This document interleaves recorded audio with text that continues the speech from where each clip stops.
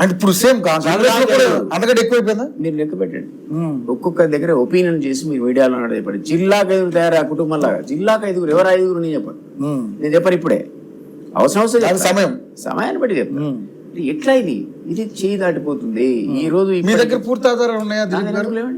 ఎందుకు లేవు? నేను ఇప్పుడు లిస్ట్ చెప్పండి చెప్తాను. ఇంకా మంత్రులు ఎవరు?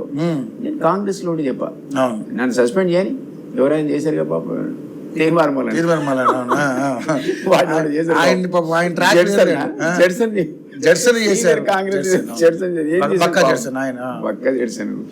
ఆయన మాత్రం ముల్లెక్క తయారైన అందరికి చాలా గట్టిగా కింద అద్భుతమైన ఇన్ఫర్మేషన్ తీసుకొచ్చాడు. ఎవరిని తిట్టాడో నాకు తెలియదు, చాలా అద్భుతమైనటువంటి ఇన్ఫర్మేషన్ జడ్జ్మెంట్ చేశారు. పోనీ దిలీప్ కుమార్ కూడా సస్పెండ్ చేయమని నాకేం లేదు. సస్పెండ్ చేస్తే నేను చెప్తాను నీకు పేరు, జిల్లాకు 5 ఎవరు, ఇప్పుడు క్యాబినెట్ లో ఉన్న 5 ఎవరు, అప్పుడు చెప్తాను. ఇప్పుడు చెప్పా ఇంకా నాకు కాసు కూసు ఒక వీక్ లింక్ అక్కడ ఉంది. నేనేమంటున్నా అంటే ఇది కాదు మీకు కోరుకున్న తెలంగాణ. అసలు మిమ్మల్ని మీరు ఎందుకు కలవాలనుకుంటున్నారు ఏంటనేది ఇవి అవకాశం ఇవ్వాలి. నేను అని చెప్దాం అనుకున్నా. ఒక బీసీ ఉద్యమం లేస్తుంది, రెడ్లకు మెచ్చుకుంటే సరిపోదు.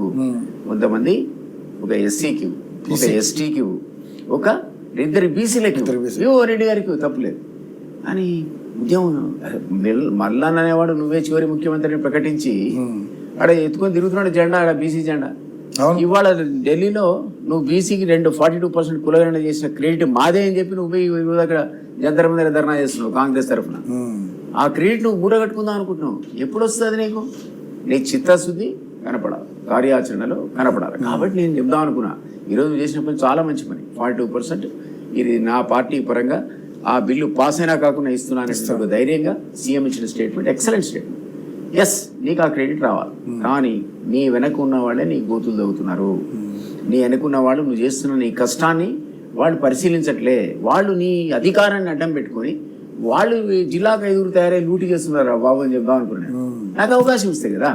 నేను 4 months నుంచి అడుగుతా, మీరు ఇప్పుడు వచ్చే ఇన్సిడెంట్ దగ్గరికి బ్యాక్గ్రౌండ్ ఇది, నేను ఇవన్నీ చెప్దాం అనుకొని మాకు మిత్రుడే కదా నా దగ్గరికి నేను చెప్పాను లేదు, చెప్పి ఈ సీక్వెన్స్ లో చెప్పాను లేదు. ఆయన జైలు నుంచి రాగానే నేను ఎమ్మెల్సీ ఫోన్ చేశాడు, అన్న అర్జెంట్ దగ్గర కలవాలన్నాడు మన ముఖ్యమంత్రి గారు. రండి అన్నాడు.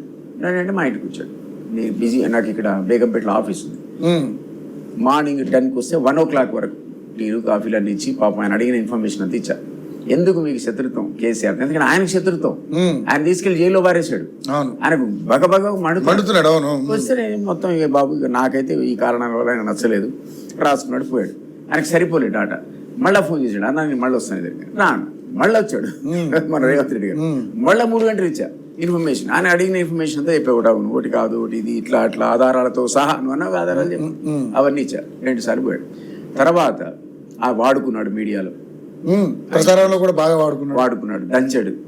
మనకు నేను చెప్పిన దానికంటే గట్టిగా తిట్టాడు కేసీఆర్ని. మంచిదే, సంతోషం. మాకు కూడా అదే కావాలి, నువ్వు కూడా అదే చెప్పావు, మంచిది. ఇది నీకు అవసరం, ఉపయోగపడ్డది. నెక్స్ట్ నువ్వు